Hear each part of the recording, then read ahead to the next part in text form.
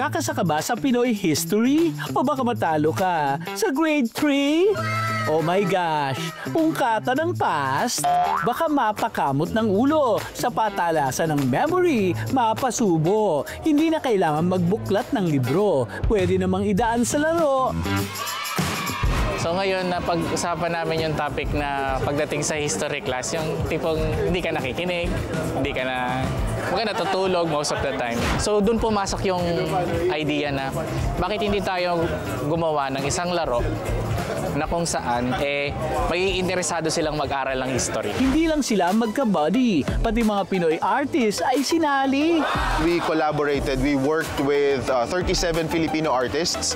So we have artists from all the way North Luzon, Central, NCR, Visayas, Mindanao, and we have 2 artists Filipino artists then from abroad.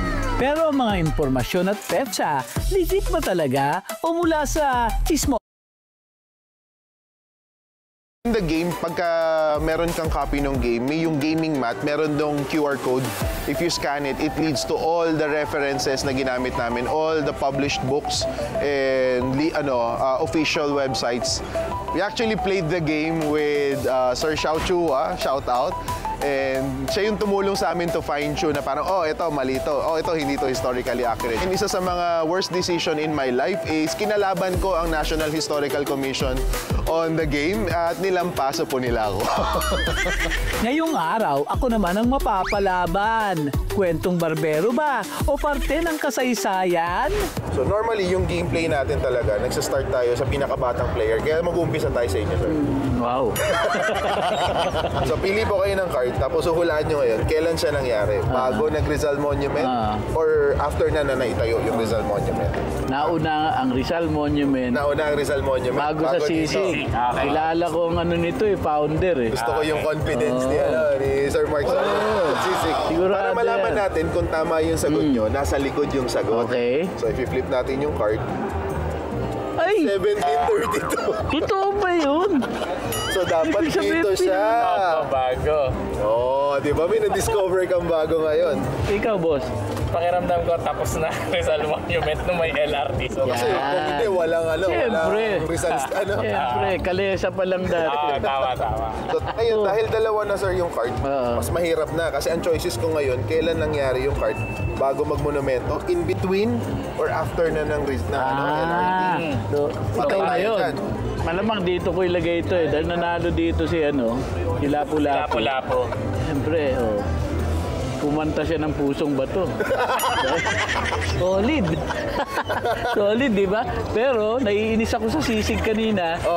Ibabalik ko siyang pulutan. Diba? Pwede. Tingnan natin, sir, kung tama yung invention ng karaoke. Uy, 1975. Parang kasama ako dyan nung nag-cover ako Return of General MacArthur. Na-interview niyo ba? Na-interview ko yan. Dumugo ilong ko dyan. Uy, pasok! So, lagpas ng 2010, nangyari ang COVID. COVID. So, eto, bakuna. Bakunawa. Mamatay ko. Lapu-lapu, no? Kailangan niya ng antibiotic. Erythromycin. Kailan ba na-invento to? Kaya siya kasama Pinoy ang dito. nag-invent? Pinoy ang nag-invento nun, sir. Anything na makita natin dito na invention, like itong microchip, actually, Pinoy ang naka-invento niyan. Yung pinakaunang comics is yung ginawa ni Rizal, yung Ampagong at ang Matching. Comics talaga siya. Paborito ko yun Alam mo, sample, di ba? Ang confident ko kanina. Sabi ko yung Sisig, kilala ko gumawa niyan. Ang tagal na pala nun, di ba? So, I am congratulating yung mga gumawa ng game na to. Ang tawag ay Anyare. So, anyari because it goes back to whatever happened sa history. Baka kaya tayo ay hirap umusad dahil sa history, tayo ay sumasadsad. Hindi para magkabisa ng mga petsa at pangalan, kundi para magnilay at pag-isipan kung ano ang dapat nating matutunan.